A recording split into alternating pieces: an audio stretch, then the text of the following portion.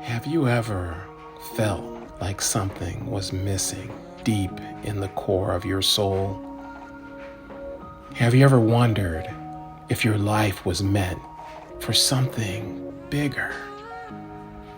Consumed with stress and the worries of the world that seems so overwhelming, questioning if God can even hear your prayers, or if He's abandoned you in the stagnant pond of your life. What if I told you that you could follow the river and you could find a way to a world where your dreams still exist? So if you're tired of being trapped by your own fears, doubts, and self-destructive behaviors, you can join Will and Marie as they journey into the unknown, searching for new answers, new blessings, and new purpose in the deep waters.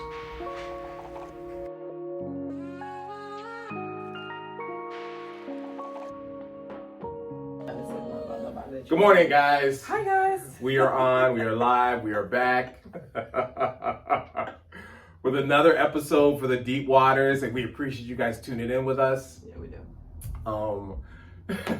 I had lunch with a wonderful friend earlier today, and it was so funny because she watches our podcast. Oh gosh, really? she said, you look so skinny on the show. Wait a minute. And she's like, you're not big, but usually the camera makes people look bigger than they are. So I was worried, and I was like, wow. I was like, okay, so I don't know. So was that like a half compliment? I don't know, but I'm gonna take it anyway. Yeah, I'm gonna take it. Sounds like it. But it was kind of cracking me up. But it's just interesting because I'm having more and more really deep spiritual conversations with people. It's interesting to know. Yeah, and it's not, and I thrive on that because. Yes, I do. That's why we're here. I'm sorry. I don't mean to start off laughing. Forgive me. It's a very serious moment. I'm not churchy, so I like to get real feedback from people on real issues that relate to our faith. True. I get that. So the first topic I had for us today was, when was the last time you went beyond the limits of your own faith and had to trust God in a whole new dimension? March 31st, 2023. Okay.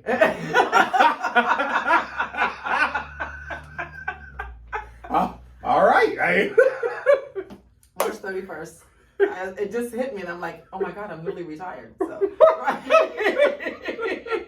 and I'm going, God, are you sure this is what I'm supposed to be doing? Like, you really, really want me to, you telling me that I'm no longer supposed to be doing this. I'm no longer supposed to be working. So give people a little backstory to what you're talking about. Okay, so I was at work. You want me to go to a little bit of the story? Yeah. Because not all of them know what we're talking about. Well, I'm newly retired, so about a month before the 31st, I was on the phone talking to one of my friends, Francine, coworker, and I said, "Here, Francine, I think I gotta go." I said, "God is truly calling me." Like, seriously. She probably thought you meant to the bathroom. Right, that's what she thought. She said, "You gotta go." I said, "Yeah, because God is trying to get my attention, and something's going on, and I gotta go. I'll be right back." So literally, I ran outside to my truck, and God said, as clear as day, "This is it for you.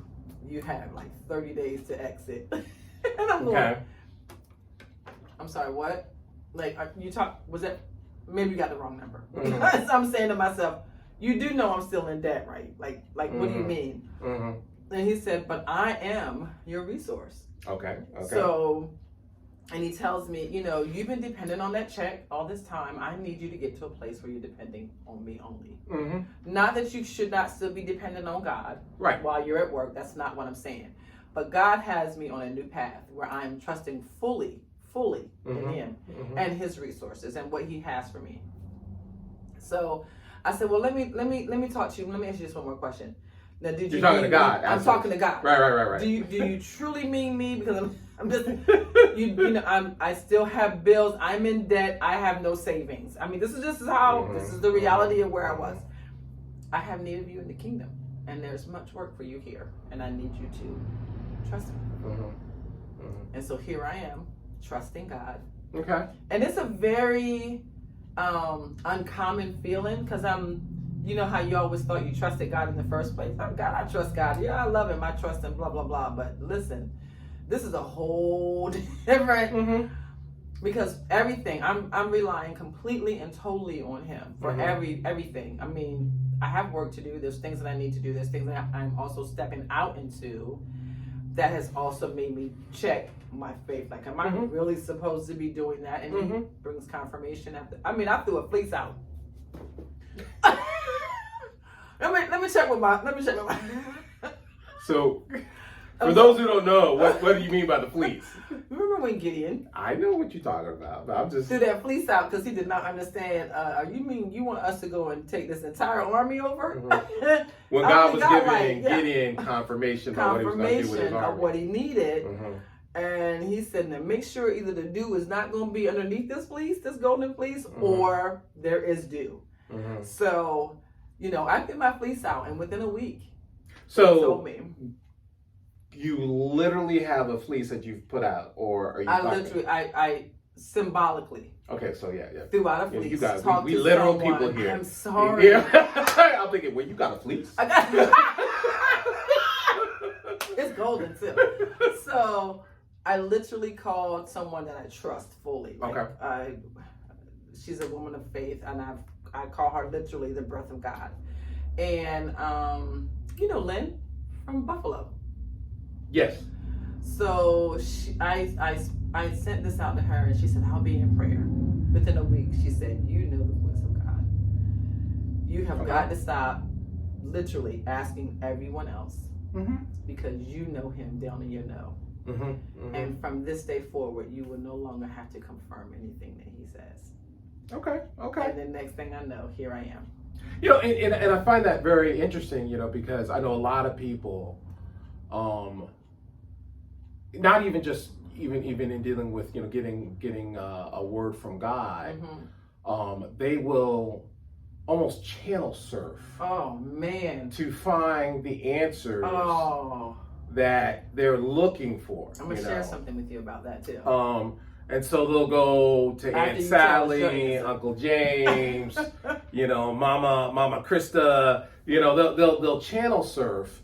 And what's so crazy is, like in my situation, one minute I might be looking for one answer, and then after I hear a couple things, then I'll be looking for a different answer, then I'll be looking for another answer, and so I will shift with the wind, because I don't have any stability in my own faith. Not only faith, but my own understanding and my own confidence. Yeah. You know, I mean, because there is some confidence in who we are in God's family. Yes. That is necessary for us to even believe He has work for us. You know, because the first struggle is, you know, you can't have work for me because I ain't, you know, good, and I ain't gonna do nothing right, and blah blah blah. Are you talking about me again? Oh, I'm sorry. In front of people? We've had this conversation. I was just talking about you. Yes, you just happen to be here. Okay. But but no, seriously, if God has already got to rehabilitate the mind into understanding our own worth, you know, I don't know how He would get a message through that to get, you know, hey, I need you to turn left. I say, you know, because I don't think you're talking to me. You know, because you don't talk to me because I'm a straight mess from the mess. Yeah. You know, and so there's a lot of things that go into that. So that's why I was asking about the fleece. You know? Because, and forgive me, if you keep doing that, me included. Channel surfing. I like that. Going to everyone. You then flick the channel. Some people speak in Spanish. You don't quite understand it. Some people speak in Dutch. How is it? Dutch? I'm trying to say it all fancy, but it's not working. And you don't understand that, do you? But you do know the voice of God clearly. And when you start doing that, it alters his voice. You know, and I like the fleece comment, you know, because maybe, you know, for myself, you know, I probably need an actual fleece, you know. I'm serious. I understand, you know, because like I said in my other videos, I always think I'm right. Yeah, I get it. You know, and when it comes down to some of those real core life decisions, you know, I have learned to stick to a select few people that I'm gonna talk to, and then I'm gonna go for confirmation. You know, signs, messages. I don't care, something. You know, let the lights blink. You know, do something. You know, because I need that, because it maybe you still need that now. You're saying? Oh, I absolutely need confirmation. Because from many people. No. Okay, that's what I need to hear. Ultimately, you know, I mean, I will go to my inner circle. Go to, and then I'll go for confirmation. Because, like I was saying, you know, maybe it's because of my age, I can't. When we're young, we can afford to make mistakes. Oh yeah. I bounce back, fall off the cliff, bounce a couple times on the rocks below. Get up, shake it off. I'm all right. You know. Our bones are a little bit more brittle now. I'm old now. We can't be making I can't be doing no head-on car accidents no more. Not them false moves. Right. Know, yeah. So I get what you're saying clearly. So, you know, I will say this. You know, the moment that he said that to me, I went back in the office and I was like, man, what? You know, I'm like, I that really flipped me out. Like, honestly, I didn't even know what to think. And so I threw my fleece out. I texted her immediately. And the very next day, I got a phone call. And somebody calls me and says, I need you to come by. I got something for you. And it was a check. I remember you told me. And I said, huh? And I'm in awe of how he's doing it. And you know, I'm still like bouncing off a couple things, still bouncing off a couple ideas. I got that hit the other day. But I also, you know, I'm still moving forward. Now, before in the past, I don't know about you, but with me, if I would have got a hit like I got the other day, you know where I would be? Somewhere sitting in the corner, not thinking nothing about nobody else and doing Candy Crush. Like, I wouldn't even be considering going back and trying again. Well, you know, and it's funny because I remember me and you talking about that, and I was just like, look, regardless of the final decision, whether he says go or stay, there's going to be trials along the way, and I think that's part of the false understanding or myths of Christianity. I think, well, once I follow God, we all good. We just whistling down the road, skipping tra-la-la. But it's not, Joseph. No. It's not, Joseph. I'm so sorry, Joseph, man with many coats and colors. No. Right. I mean, because everything that happened with Joseph, you know, from the pit to the jail to, you know, all those things were part of the path he needed to be on. I mean, the path ended up being amazing. It ended up being amazing, but, you know, we need to have the understanding that even if he puts us on a path and we hear it clearly, that doesn't mean it's just all gonna fall like dominoes. And you know, rose petals on the floor. I almost thought that for a second. I did. I know. I did. I almost thought that for a second, and then, you know, I was like, well, okay, oh well. And my daughter came and she's like, "Mom, you okay?" And I'm like, you know, yeah, I am. I really am okay. I'm just gonna keep moving forward. And I'm still sitting and I'm thinking, how did I miss that? Like, how did that happen? Like, how? But I'm just gonna keep moving forward. Because what if it's just a test guy saying? You know, the ultimately cool thing about this faith we have in Yeshua, you know, is that he honors our intent. He really does. He You really know. does. You know, He really does trust your heart. Will, He if trusts you your heart. decide, Will, you came up with this, but you did it because you really wanted to follow me. Now you made a couple wrong left turns. I didn't tell you to go over there, but your heart was in the right place. And I'm just so grateful that he is so understanding and so full of grace. Sometimes I look at scripture and I say, ooh, those are just for me. yeah. The knuckleheaded, hard-headed, that's me right there, Yeah. And when I look at all the people who made multiple mistakes and God still loved them. You mean like David? Peter. Peter's my favorite. Peter was my boy. Because he talked so much stuff. Saul. Let's talk about Saul who turned to Paul. Yikes. But Peter was the one who was always talking to Jesus. I got you. I'm this. We together. And Jesus was like, you're going to deny me 3 times by morning. No. And then by morning, he was like, That cock sure did crow, didn't it? Yeah, next thing you know, he's on a boat, naked, drunk. But, and I'm just like, man. And he was one of the disciples. And I'm like, yeah, that's my people right there. Exactly. And so that gives me such encouragement, because I know we're going to talk about this with Christian stereotypes, because one of the stereotypes was that I'm still waiting for your thought. Oh, my fault. Yeah, but let me finish my thought here. Don't finish the thought. One of my things was that I always thought I had to make all the right, perfect moves. Yeah. And so I would end up getting paralyzed in making a decision. And so my moment that I can really remember as probably one of the biggest moments was when I started this practice and I left my full-time job.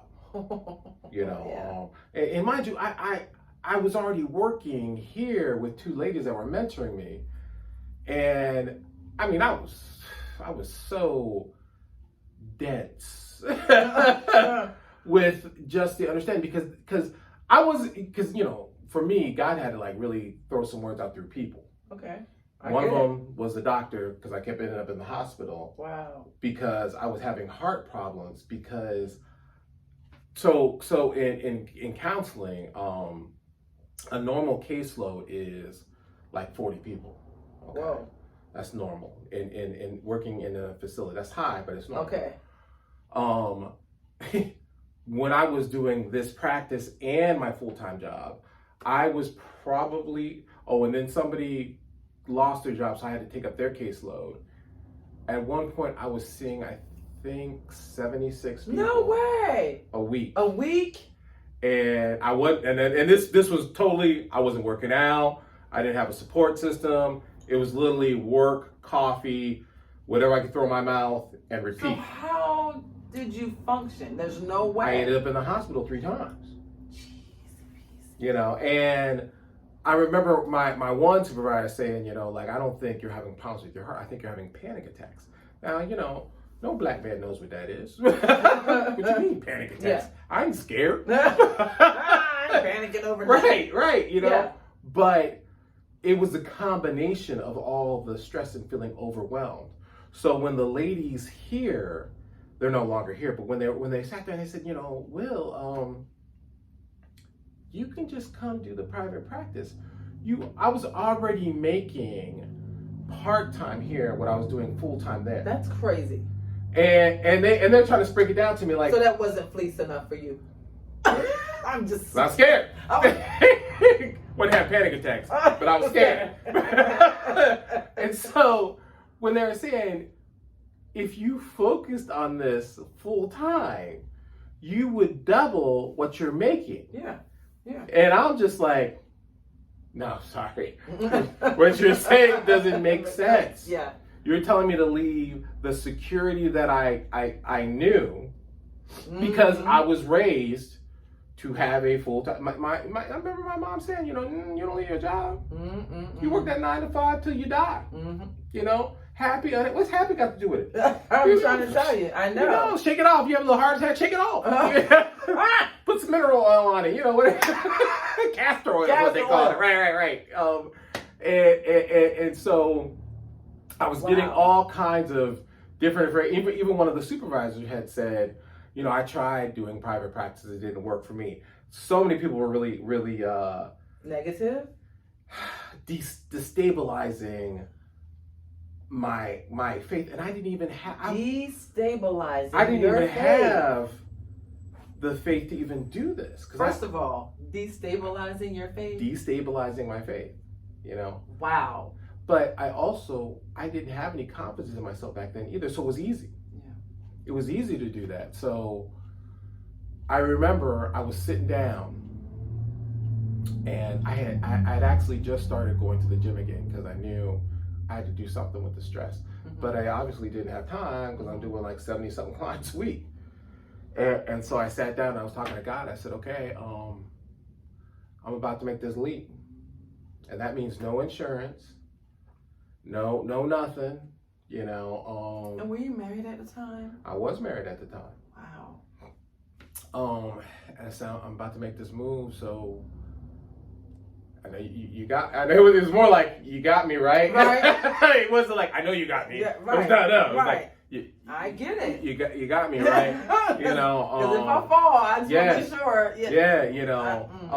And to be honest, I knew I had a backup of, you know, my mom said I could always come back to Ohio and live in their basement, you know, which would be like, I ain't had it. Worse than death. But in all truth and honesty, I wonder if I would have had, I probably would still have made the move, even if I wouldn't have had that backup plan. But it would have been harder. I probably would have procrastinated a little bit, a couple more months. Let me ask you this. Did you believe in yourself? No, I didn't believe in myself back then. Did you believe in God? What made you take the leap? That's what I'm asking. Because you got to have some kind of belief in something.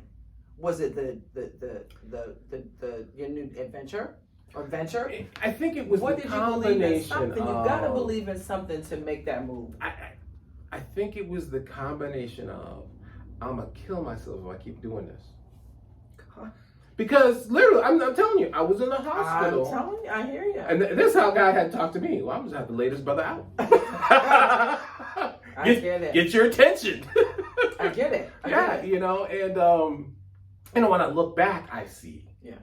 But back then, I had so little confidence in myself. I knew I was good at what I did in counseling. And I knew it might have been a piece of God's calling for what I would do. I couldn't even be real sure about that. You know, I just knew I was good talking. Yeah. That sure is. Right. Sorry, y'all. But you know. But you know, as it unfolded, you know, and that's why I was telling you that it's not all gonna be peaches and cream when you do it. Yeah. Because shortly after that, it was great. Totally blessed. I mean, and that was before I even had my my degree. Wow. You know, so the whole and when I look back, the whole process, God was leading me because they took me in to counseling and grandfathered me in to get licensed because of all the experience I had in Ohio. That's crazy, Will. I know it's crazy. And then the insurance companies would come and find me and said, we heard about you. We're going to figure out a way to pay you. That's crazy. This is before I got my degree. Yeah. And so, mind you, this is why I'm saying I'm dense. All that was happening, and I'm still like, wow, that's an awful peculiar coincidence. Again, not close enough for you. Right. You know, I actually want the burning bush that talks to me. I need you to let me see that ram. You know, I need the loud voice from James Earl Jones. Well, it's me talking to you. Yeah, you know, and I'm missing all the clear and obvious signs.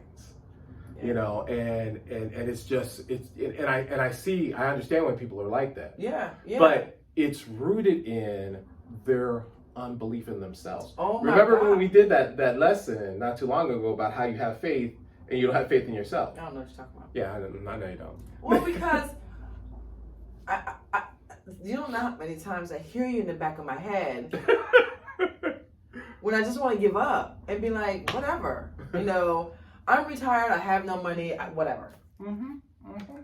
But I hear you keep saying, Marie, don't you put that on the shelf. Ooh. I need you to take that off the shelf and I need you to work it through. You mean to tell me that's been sitting on the shelf, but you were talking about it the whole time as if you were doing it? Oh, so you capping. Okay, well, we're not going to do that this year, not your season of life. And it made me remember that not only, and I'm grateful for it, that somebody else believed in me, but why can't I believe in myself for something that I truly believe? Here's the real clincher. It only requires the belief of mustard seed. Yeah. Oh, yeah. Right. So man, if that's all, if it's that small. Yeah. Then I must have had like what? I was in the negative with my belief. Minute. Right. Not in the negative. I mean, and I think we really need to take a look at that sometimes, because it doesn't even require extraordinary belief, because really looking at my life, he was laying out signs the whole time. Well, here's another sign. Well, here's another one. You still ain't paying attention. Oh, okay, let me put you in the hospital. Let me have some strange lady tell you. One other thing. Right. They break down and do the math. Hey, you're making the same amount you make part-time here. Like, how can you miss that? Yeah, how can you miss that? And she said, if you worked full-time here, you would double, she's using a little patient voice, like I was a little retarded kid, and I was a kid on the short bus, because I'm like, so I shouldn't work the full-time job and this? I would go there early in the morning, like 7 or 8 o'clock in the morning, to work my full-time job, get off at 4, because I do lunch and everything, come here and work till 10 every day. Then I do Saturday too, to catch up with the clients that I couldn't see in on the weekend. That's just really crazy. Yeah, it was great. So I'm what I'm feeling more than anything is how that question was pretty good for me, because when you first said it, I was like, I don't know that I want to do that, but I don't ever want to do it now. Until, Will starts expounding it, and I'm like, oh yeah, that's really good. And then, we start getting into it. But it's good for me to think back on the reason why I am where I'm at today. Yeah. Because God told me this is what he wants me to do. And even if we were to break yours down, he's been throwing you signs. Oh, God, here we go. The whole time. It can't be just for me. I am not the only slow one in here. I'm one of like the people in the audience. How many of us are getting multiple signs that we're dismissing because we want that James Earl Jones voice in the actual burning bush to talk to us? Now, mind you, if that were to happen, I'd flip out and go commit myself and be scared. I'd be like, It's like you've seen that commercial about somebody's trying to go to college and it's only going to cost like $1,100 or $11,000, and he's seeing the number 11 everywhere. That could be into numerology, but that's not what I'm trying to say. Yeah, I know. I'm trying to say the signs. Yeah, the signs. And God will show you these signs. He will speak to someone that you don't even know, and they said, blah, blah, blah, blah. You're sitting there going, there ain't nobody tell you that but God. You know what I mean? There's no way they would have known what you were endeavoring in or what you were even struggling with. You know what I mean? So... And to finish off, because I know we're going over. Sorry. Even I don't know why you're apologizing. This is good. This is just good. Even with all the signs, when you make that step, it's not going to be comfortable. It's not going to be comfortable. Right, it's still just in case you didn't hear it, he's using his counselor's voice. Right. I'm using my Marie voice. It's not going to be comfortable. It's not going to be comfortable. You're still going to be scared. You're still going to, you might have a little perspiration on your forehead. Your back hairs might tingle a little bit. I doubled back because I was like, I don't think I heard that right. But that's the faith component. Yeah. And we just got to follow through. Oh. So. Yeah. Anyway, I'm Marie Purnell, the founder of Walking in Your Woman, and this is Will Singleton, the founder and CEO of Singleton-Core Foundations. I keep wanting to say fundamentals, but foundations. And we are so glad to talk to you guys today, and stay tuned. Yeah. Father, we thank you. We bless you and we honor you for this day that you have made, and you have brought us to this moment before your sons and daughters, and we are so very grateful. Thank you. We pray that this meets someone where they are, and they've been in that struggle trying to figure out, now, what was that sign again, God? Make it so very clear to them. Oh, Father God, let it be almost as a sounding brass, just so clear to them that they will know it's you, and help them to move forward into their next opportunity to trust you. In Jesus' name, amen. Amen. Love you guys.